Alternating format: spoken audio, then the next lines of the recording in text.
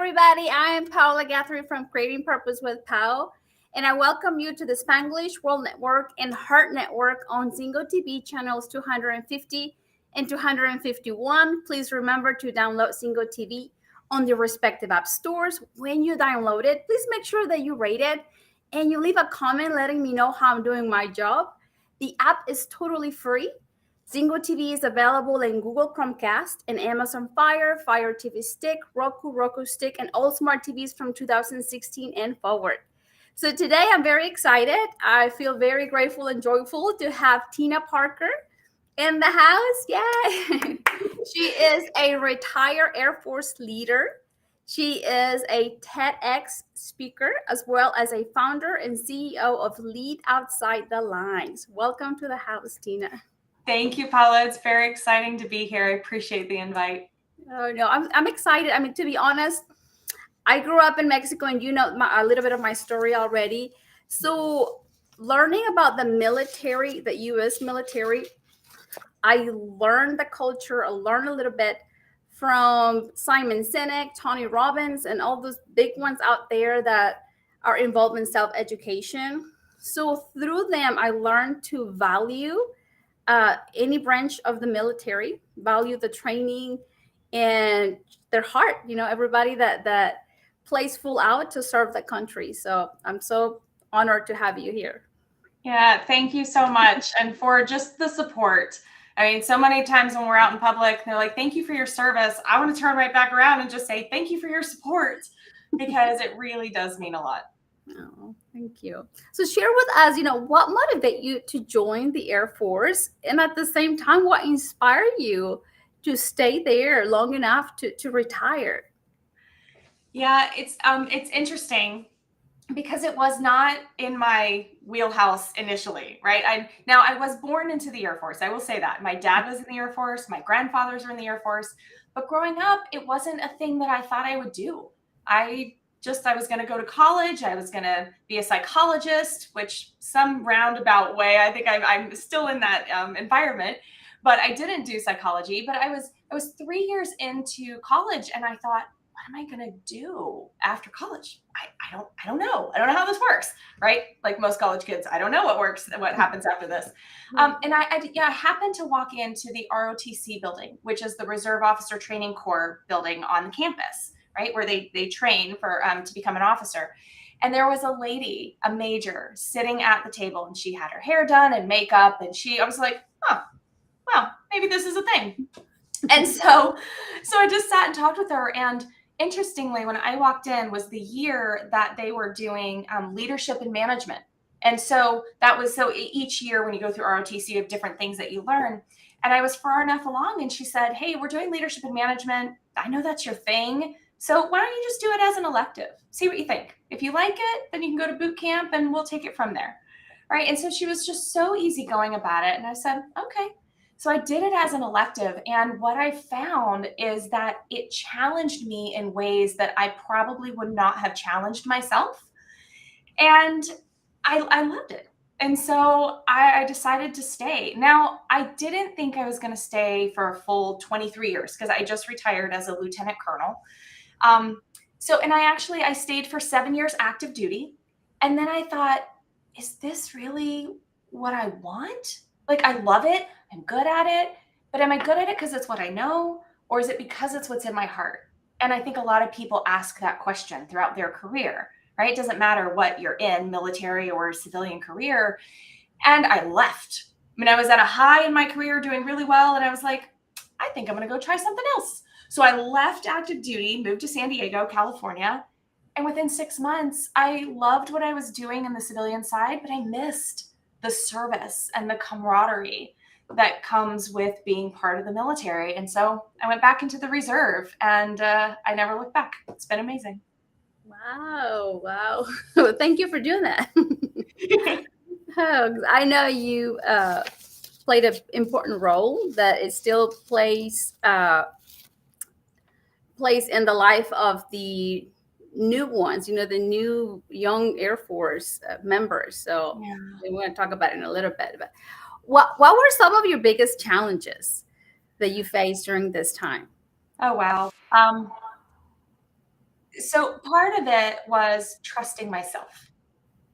And I want to share that because as we're going through our careers and, moving up in the career ladder or starting a business or whatever it is that any of us are doing, trusting ourself is where it all starts. So for me, coming into the Air Force as an officer, for those that don't know, if you've gone through college, you've gotten your degree and you get commissioned rather than coming in straight from high school or, without the college degree and the commission, you're an officer. So you start off leading teams of people who most of the time are much older than you are, or have a lot more experience like in that career field than you do. And so it's a really interesting place to step in, to lead, and realize, I don't know what I'm doing. This is completely new. And so you do get to trust yourself. And the military gives you many opportunities to question, to trust yourself, to really step in. And I think that's what I carried most throughout my career. And sometimes people think, oh, well, when you step into this new leadership role, I have to have all the answers and I have to know what I'm doing. And no, you really don't. And I will say the leaders, quote unquote, who step in and think, I have all the answers, you should listen to me, they don't get the buy-in from the people around them. They don't connect with the people around them. And they sacrifice the learning that comes from coming in and going, hey, here's my position. I get that. How do we work together? What do you know that I need to know?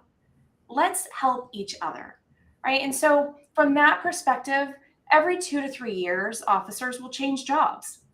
And most of the time you're given a job that you're just like, here, you're going to go do this. It's not really a question. It's here's your next station, here's your next job, go run with it and make it happen. And that has served me well. And every time that's happened is just to come in and say, here's my strengths that I'm aware of and things I can work on. What are the strengths of all the people that I get to work with? How do we bring all of that to the table collectively so that we're all stronger together? And so the challenge, I think, really for anyone is to trust yourself, to co-create, right? To really bring people to the table where everyone has a voice, everyone gets to contribute, because you're going to get much better ideas if that's the case. And you alluded to an opportunity that I had while I was in to lead a team at Air Force basic military training, to restructure the curriculum. So I think we'll get into that a little bit later. I'll hold it, but that's one I would love to come back to because it was such a great opportunity. I will say one of the other challenges too is just balancing family with career. And that's not new to the military. It's not unique to the military, right? Everyone is dealing with that. Yeah. In the military scenario, though, there are times like we've signed up to give our all the time. So if the call comes in, you get your bags and you go. Like, I don't get to say, yeah, no, that timing doesn't really work for me. Okay, can we come back to that in a week? They're like, no, you go now. Right? So from that perspective, it is a little bit more of a challenge than from on the civilian side in some respects. But it just allows you the opportunity to be present when you're present. Okay. Right? When you're with family and you're with like whatever it is that you're doing, you're at work, you're at your job, be present there and do really well. When you're with your family and you're on your own leisure time, be present there and do really well. Like one of the things that was such a challenge was not having the work guilt in the back of my mind when I'm doing my own personal stuff and with my family, and vice versa. Not carrying that family guilt into work, like, gosh, I have to work really late. I'm so worried about my family. When you have your foot on the gas and foot on the brake at the same time, you're not as successful as you could be, right? In either one. So part of that challenge really was recognizing how to be present where I am and not living in both worlds at the same time. I totally get you. And I love that you're here with us because, first of all, you're representing women, you're representing leaders, you're representing, a beautiful profession, motherhood. And what would you tell, any of the women in our audience right now that might be struggling in knowing, what they want to do in their profession, but then at the same time, they know that they want to serve their children and the husband and the family. And sometimes it's a battle because you question yourself, the guilt it's involved, and then you question yourself is like, am I really supposed to be doing this, and you some I I'm going to say I'm an example of it, because there is times that you get in the storm and you question, is this what I want to do, is this what I'm meant to do, especially in your profession, like you're serving. It was a sometimes it's a calling that you feel like you are meant to be there to serve and shine the light to others. So what would you tell any women out there that is like, oh my gosh, what do I do? Thank you for that question, because something I've come to learn over time is taking care of yourself is not selfish. I used to think when I was younger in my career, it was go, go, go, right? It was hustle and grind, push through. I was always the one who I would show emotion, it's just who I am. I didn't want to be like in the stoic box. At the same time, like, it's military. Like, I still had to show up in a certain way. But what I would share that I learned is the hustle and grind, it nearly killed me. And if I can share just a few minutes because I think a lot of people don't realize what damage it's doing internally for us to not be truly authentic to who we are and trying to be something else, is I was always trying to be everything to everyone. And I think a lot of women can probably resonate with that. And so I was showing up fully at work. I was sometimes not even showing up fully at family, because like I said, still with the guilt in my head, right? But always wanting to be at the top, really successful in everything I did and involved in everything. And what ended up happening is I actually lost my first pregnancy. And I was just doing all the things, getting my master's degree. I held down a full-time career with Department of Homeland Security. I was in the Air Force Reserve. I was helping my ex-husband get his business going. And like, it just was like, it was just too much. And I was sick one week when I was pregnant, and I didn't listen to my body. I said, no, I got to go to work. I have all these things I have to do. And I ended up losing the pregnancy after that. And, no judgment, no guilt. Things happen and we learn and we move on. 2 months later, I was pregnant again. So I was like, okay, how am I going to manage this one? Because I'm already freaked out, right? Still doing all the things. That was a beautiful pregnancy, and she's lovely. I have an 11-year-old daughter. She's amazing. And 6 months later, they're like, oh, we got to take your gallbladder out, because I was having other issues. And I said, but something else is not right. So they're like, you need to go get a colonoscopy. I was like, wait, what? I'm 36 years old. What are you talking about? I don't need that. And I almost didn't go. I was like, no, I've missed too much work. I got too much stuff to do. Forget it. I'm not going. Thankfully, I did. The little voice listened to that intuition inside that says, you need to go do this, right? They found a cancerous tumor. So I'm like, oh, okay, here we go with that. Had that removed. Thankfully, everything was okay after that. And then I got divorced.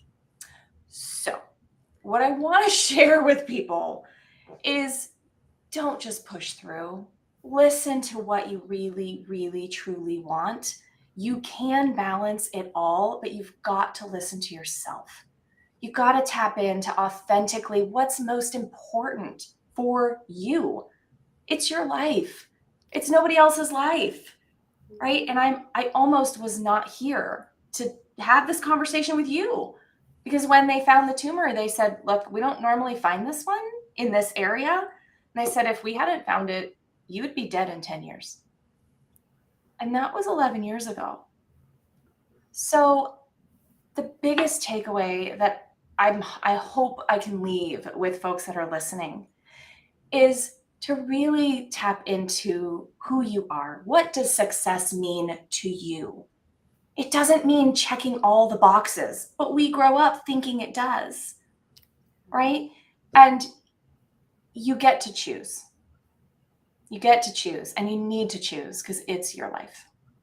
Thank you so much for sharing. You're gonna have to come back, and then we're gonna do a show about self-care. Oh, let's do it. Yes. So in your TED Talk, you share a concept of belonging, and I would love for you to elaborate this concept because you, as a white, beautiful woman, can give us an example of how you also struggle in that concept of belonging. Mm-hmm. And we don't use this concept like it's just a message for all of our audience right now. It's like I'm an immigrant, and sometimes I give the example of it, not trying to divide because I believe that we have to unite as much as possible. So I love that you share this in your TED Talk. You please, collaborate, like elaborate a little bit more for all of us to understand that we all go through that stage in life, and not only one time, but sometimes multiple times. Absolutely. Yes. And thank you for bringing that up because I think, like you said, this is about inclusion, not division, right? And so much of the time we divide ourselves based on what we see on the outside without realizing that on the inside, we're pretty much all going through the same thing. It may have come to us in a different way, but we're going through it. And so for me, what you're bringing up in the TEDx that I did a few months ago was when I was a captain. So I had been in for, I guess, 6 years at this point. I was given this new job that I didn't choose. I would definitely choose it again if I had the choice. But at the time, I was a director of operations at Air Force Basic Military Training. So that's at boot camp, right? So it's really hectic and it's regimented and it's very strict. That's what the trainees go through when they're coming into the Air Force. And my commander, she pulled me aside and she said, "Hey, I want you to go be the commander of field training, which is the deployment skills. So out in the field, a mock deployed area where we teach trainees how to function and how to be prepared if they go into a deployed area or austere environment." And this was after 9/11. So there was a lot of uncertainty at that point, right? About what does that now look like when we go into an austere environment. And I literally, I mean, I stood in front of her when she was telling me this. And then, we all have our mental dialogue that happens that we don't share with other people. And that mental dialogue for me was, I think this lady's cuckoo. Like, she's lost her mind. There's no, like, this is not, why me? Because I still saw myself as just this happy, bubbly cheerleader from college. And I just was like, I don't get how this is going to work. So I was like, I don't belong there.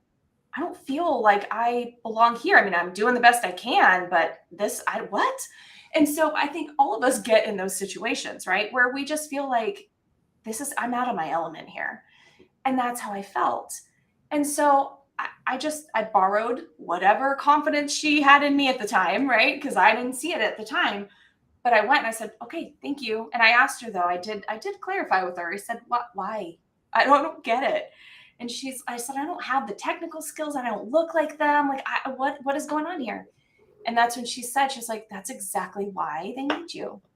She said, "I don't need a technical expert out there. I need someone who can mend these relationships and bring people together and create something new from where we are now." It's like, okay. And that's the beauty of you belong everywhere because you bring something to the table, right? We think that belonging means fitting inside this box that everybody else fits into. Well, if we really strip it down, nobody fits inside of a box. We're all just trying to fit ourselves into this constricting box, and that is robbing other people around us of our gifts. And it's robbing us of really knowing what our gifts are and who we are and what we bring. And so, honestly, when I first went out there to start that position, I mean, all the instructors, they were like, "Okay, we're not quite sure what's going on here."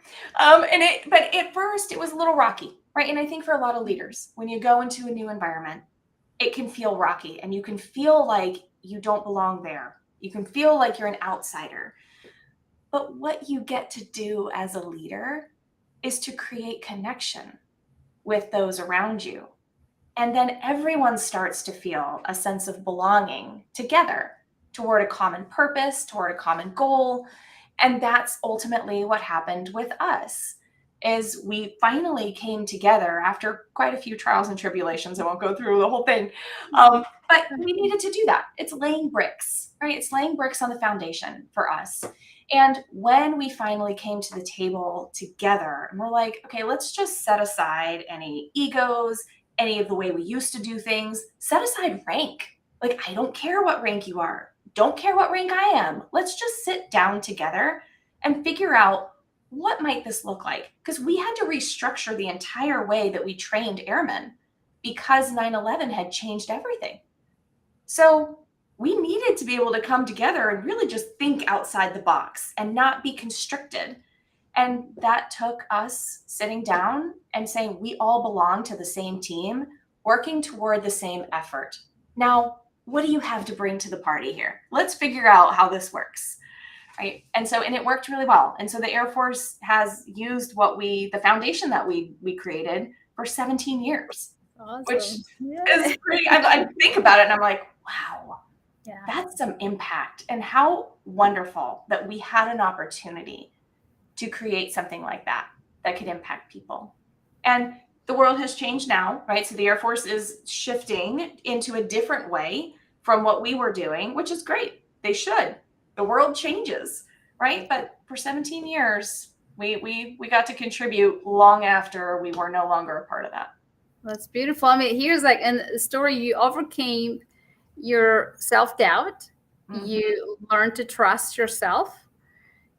You taught others to trust themselves and the team to co-create something amazing, that they used for over 17 years. So. Yeah. And until we did finally come together and trust ourselves and trust each other together, we were just dancing around what really needed to be talked about. Right. And I think that goes to anything, not just working in a team, in an environment, in an organization, but in life. Like, we dance around the real conversations so often instead of just going, hey, I'm interested. What do you have to share? I'm no judgment. I just want to hear what you have to share. And that opens up so many doors for people. So do you think, because you talked about connections, do you think that's a key whenever you begin to create those connections with the team? 100%. Okay. So yeah.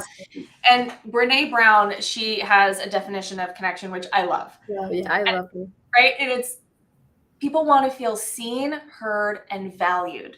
Right? So the connection is the energy that's created when people are seen, heard, and valued, and they can contribute and receive without judgment.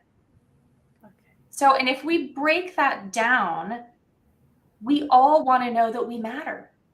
Right? That's what it comes down to. And we do, because everyone brings a different perspective. And what I have found working in the innovation space inside the Air Force, because that was another opportunity that I recently had in the last 5 years, was somebody might bring up an idea that they may feel really vulnerable about, like, oh gosh, this is a stupid idea. No one's going to like that. Why would I even say that? Like the inner dialogue that happens, right? Yeah. But if we can create a space through connection that people feel that they can share and they're not going to be ridiculed, there's no judgment around it, you actually get some really amazing ideas. Because people would throw something out that the first time you throw it out, you're like, I don't know about that. But then you let it ruminate and it sparks another idea and you go, oh, well, what about this? And you wouldn't have thought about that, what about this, if the first thing hadn't been thrown out. And so it can create a ripple effect where you get a much better idea or way forward in the process. See, I like that one. Thank you. I mean, it makes sense. Even in the classroom, even in the classroom, every student wants to know that they matter. Absolutely. And I call it courageously authentic leadership. That's my mantra, is because it does take courage to show up as who you really are, especially if you're in an environment where you might logically in your mind think this doesn't fit me, right? But you can tap into who you are and courageously bring your authentic self to the table. And as a leader, you can create space for that to happen.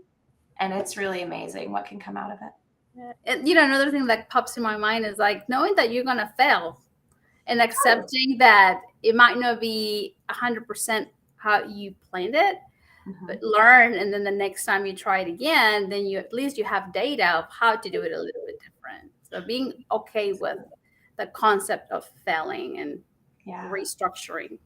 Absolutely. And the faster you can fail, the quicker you actually succeed. Right? But so much of the time we're so worried about failing. We're so worried about saying that we did something wrong or that didn't work. Right. And if we can just reframe that, and failure is actually your first attempt in learning. That's not a failure. Right? Failure is nothing more than just learning something different. Yes. So, I mean, KFC, right? Kentucky Fried Chicken, he shopped that recipe around like 1,000 people and nobody, they were like, no, we don't want that. And now look. So, I mean, yeah. Yes. Thank you. Yeah. What has been like the lesson that you learned as an Air Force leader that you think would benefit some of the civilians leaders here, in different industries? So I think so much of the time, and I fell prey to this when I first left the military, is we think that different industries are so different. They would never understand what we're going through. And that's not true at all.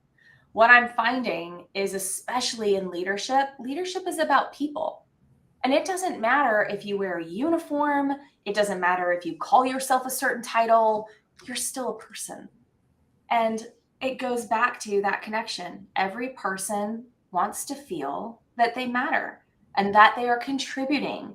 People want to contribute to something greater than themselves. When there is an absence of a safe space to do that, we become selfish because we start holding on to the things that we think we can control. But when we don't have to do that, then it's such a better opportunity to work with people. It's such a better space to be in. And through the military, one of the things that is very different about the military as a leader, I can't throw more money at somebody, right? I can't say, I'm going to give you this promotion. Here's an extra bunch of zeros in your paycheck. Aren't you happy? That's not the way it works, right? People are not happy because of money.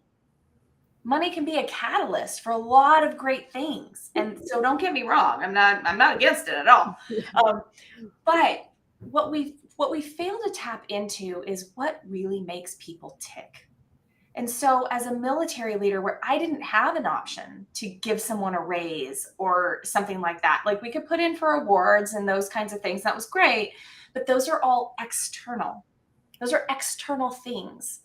Right? But as leaders, when we can tap into internally what really motivates this person, not everybody, this person, right? Tap into that individual person, be very present with them, and find out what they care about.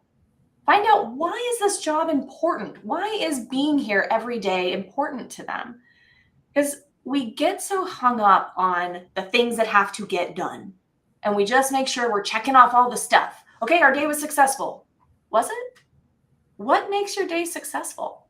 What even makes this individual person sitting in front of you feel like they are a success?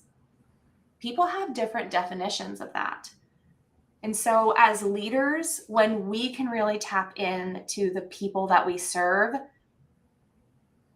you have so many exponential outcomes from that.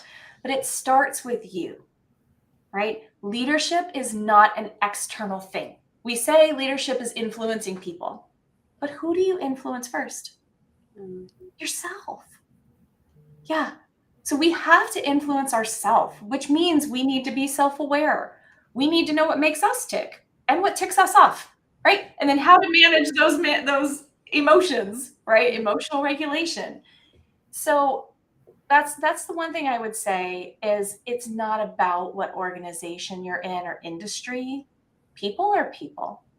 And when you can tap into the core of who that person is, all the external stuff doesn't actually matter. Yes, you're so right. I love you sharing this information. We are, our number one leaders. So it starts Yep. with us. Uh, what are you doing now? And if there is anybody in this beautiful audience today that says, okay, I want to learn more from Tina, how can they find you? Yes. So I do own my own company, Lead Outside the Lines. And I love it because it is all about breaking through barriers. It's about developing our inner leadership to break through any of those barriers that we think are around us. Because most of the time we've built them up ourselves, or we've paid too much attention to external things, right? Expectations of others, judgment of others. So the work that I'm doing with Lead Outside the Lines, I really love it.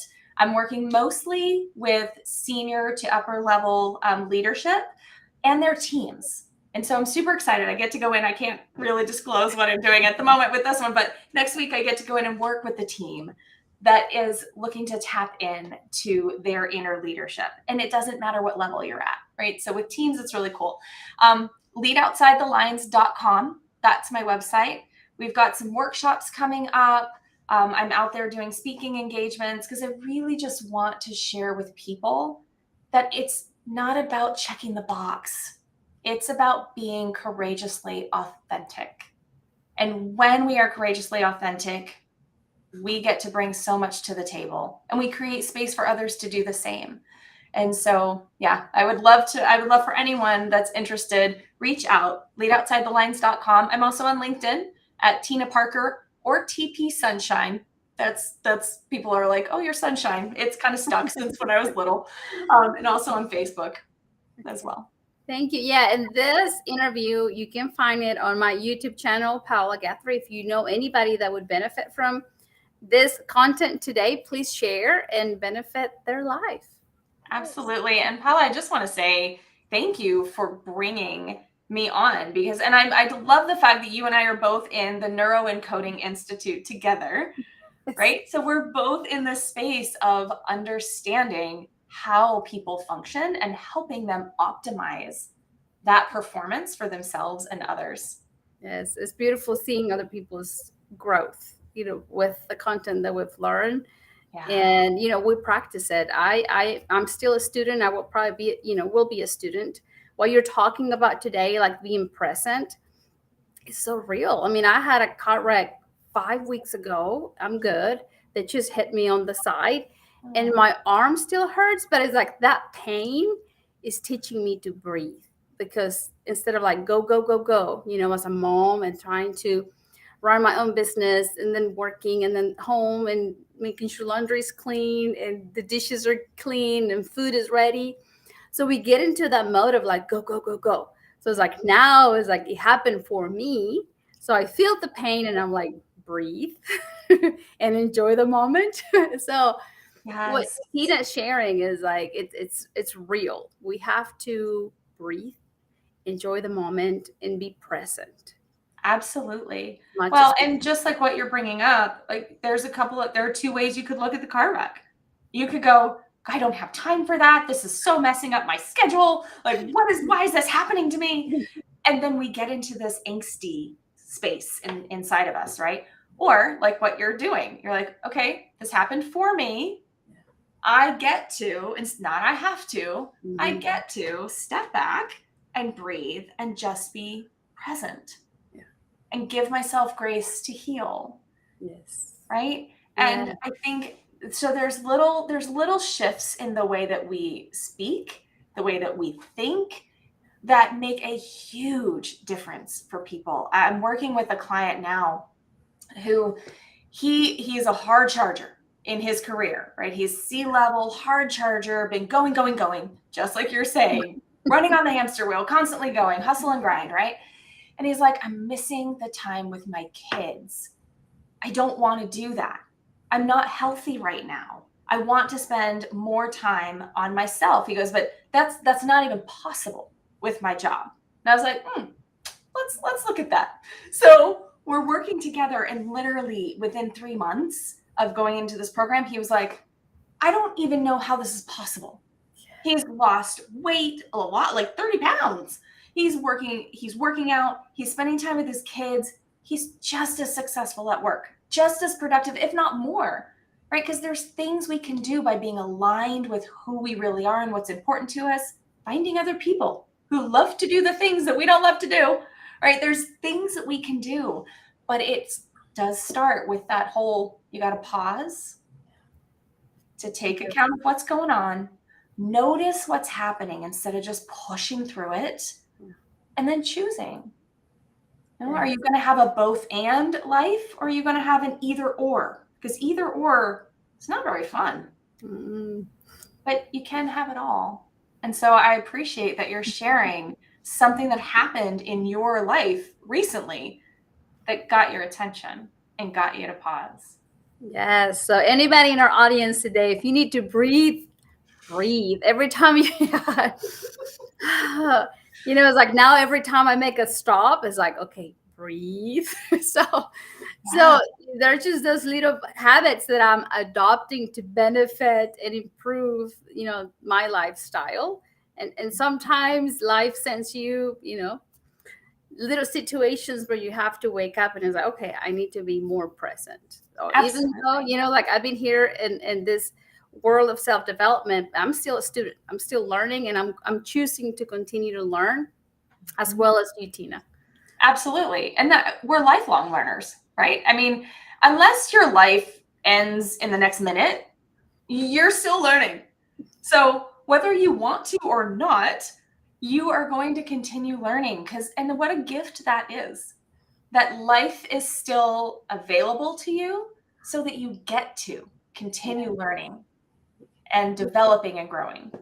Yes. Another thing that came to my mind is like I was reading a message from our superintendent, and she sends emails every now and then. And she said, is a phrase that has to do with like other people are learning to be people by watching you. It's like, wow, it's not only at home, but it's like there are other people that are watching you to learn to be people. Because sometimes we're wondering if we're doing the right thing, but if they see you breathing, if they see you, being present, then you're guiding others. You never know who you're truly inspiring. Yes, 100%. I love that. And just that awareness, right? That if you are alive, you're influencing someone. You're influencing yourself, you're influencing other people that see you. And that's really what a leader is. It's someone who influences others. That's John Maxwell. I'm a Maxwell leadership coach as well. And that's what John says is leadership is influence. Now, I believe, you can lead in a bad way and you can lead in a positive way, right? And interesting that you talk about what your superintendent said, because most of the leaders that I have worked with in my life that I've reported to, they've been amazing. There's only been a few that I would say that's probably not the way that but it's a learning opportunity. Yeah. And, instead of judging someone else, you just get to assess for yourself.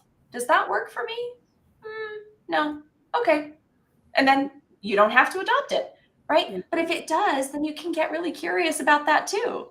And go, I wonder what that story is for that person. What led them here? What might I be able to learn and adopt for myself, to move me further faster?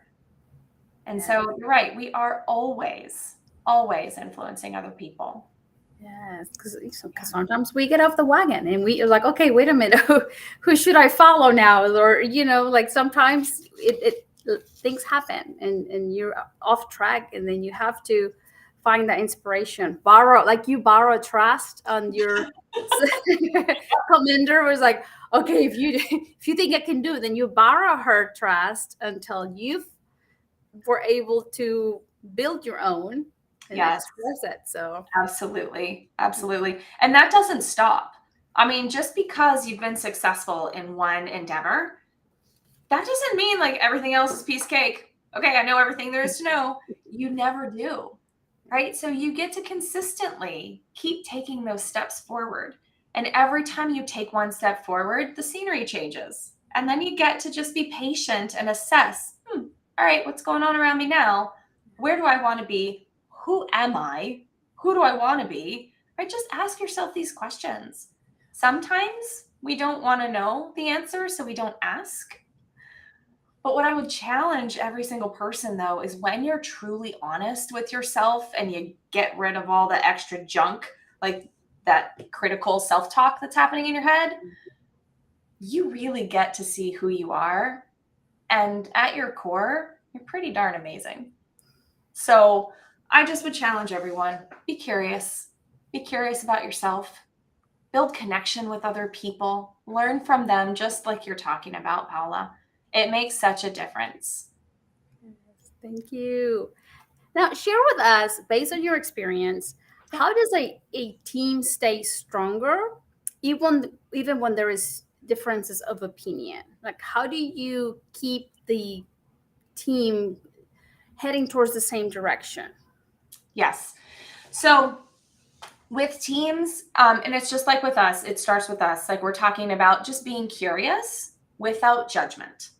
Okay. So when you've got a team, sometimes you got people who are vying for certain things. They're vying for a position, they're vying for recognition, they're vying for something, right? And so when you can, as a leader, when you can create a space where there is no judgment, there's no ridicule, right? Everyone knows you get to come to the table and contribute. That really makes a big difference for people because it goes back to what we were saying. People want to be seen, heard, and valued, right? So you can create that connection. Now, one of the ways in which we can do that is by asking generative questions. And what I mean by generative is it's a question that elicits a greater response, a thoughtful response, a response that leads to something, right? A lot of the times we ask yes, no questions. What are we going to get from that, right? But if we can look and go, okay, if a team is faced with a problem, an issue that they need to solve, rather than looking at that, and a lot of people would go, we don't have the right resources. We don't have enough people. We've tried this before. It didn't work, right? We hear that all the time. We can sit and go, okay, let's take a step back and go, how might we? Like, if we were going to solve this, how might we do that? And just get a little whimsical and curious about it. You'll be amazed at how your brain actually will start to think, well, I don't know. How might I do that? But when you're sitting there going, this will never work. We tried this before. That's what your brain goes, it responds to you, right? The questions that you ask, the quality of your questions will dictate the quality of your outcome. So if your question is, how are we possibly going to do this with 4 people? We need 8. Your brain is going to go, you're right, you need 8. Guess it's not going to happen. Yeah. That's not helpful, right? Yeah. So when we can shift into the questions, the generative questions, how might we do this? We got 4 people right now. How might that happen? You'd be amazed. Sometimes your brain goes, well, hey, wait, Sally over there, she's really good at this. She may be not on our team, but maybe we could ask her. You start to come up with different options. And if you can create the space to ask those questions and allow a non-judgment circle, basically, for people to throw out their ideas and their questions, you can move forward pretty quickly together as a team. Become resourceful. Absolutely. Yes. Yep. You become much more resourceful. I was just listening to Dr. Amen this morning, and he said, like every day he tells himself, this is going to be an amazing day. He says, when you do that, you're programming your brain to look for those amazing moments, tiny little moments, that you get to enjoy through the day, but you're reframing yourself. That's what he does every morning. He says, like, today's going to be an amazing day. Absolutely. So, yep. And so I know, because are you brain health with Dr. Yes. Amen as well? Yes. So you and I are both brain health trainers with Dr. Amen. One of the things I really love that I share in the talks that I give is the brain spect scans of a person who was meditating in gratitude. So all the things that she was thankful for, They did a SPECT scan and to see what parts of her brain, how was her brain functioning, right? They were just like, I'm curious, how does the brain function? And then they did a scan a couple days later, same person. She meditated on all the things that she was fearful of and worried about, right? A lot of us spend a lot of time in fear and worry during the day. And what they found is the cerebellum and some other parts of her brain were white, fluffy, really active when she was in gratitude. When she was in fear and worry, those parts basically shut down. Not completely, because your brain doesn't always shut down, but the functionality of those areas were highly diminished. And what that means for people is you're clumsier. It's harder for you to make decisions because you can't recall the information that you already know. Forget trying to stuff more in there. It's not happening, right? You can't even recall what you already know. Your motor coordination is impaired. And your memory. Your memory is impaired.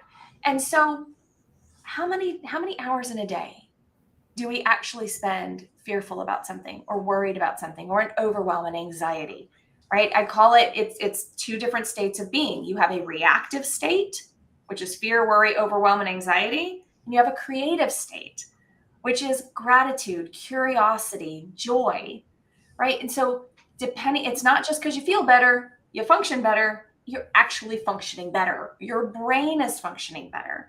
So for people that are in gratitude and curiosity and joy and compassion, right, your brain is actually functioning better than if you're in a state of anxiety, worry, overwhelm. But we just go on autopilot, right? So we lead our life by default because your brain is a goal achieving machine, but it's also meant to keep you safe. And so if something is unfamiliar to you, which is why there's a lot of unknown right now, right? We talk about volatility and uncertainty, and the world is changing faster than people can keep up with. So there is a lot that would lead your brain to automatically go into overwhelm and fear and worry, right? But you get to choose and shift. And when you do, you're far more capable of achieving things. Yes. You get to choose that. Absolutely. Yes. And brain health to me is like brain health is our mental health, and it has to do with our relationship. It has to do with the way we eat, the way we move, to exercise in our spiritual life, like you talked about a while ago. Is like it has different components. It's not just science. Absolutely. It's heart-based also, right? And so much of the time we're like, oh, I don't want to go into the frou-frou, because it's so funny when I do this with people in a talk and I'm like, I do an exercise where they have to be in gratitude. They think about someone that they're grateful for, and it never fails. There's always a couple in the audience that are like, oh man, here we go again.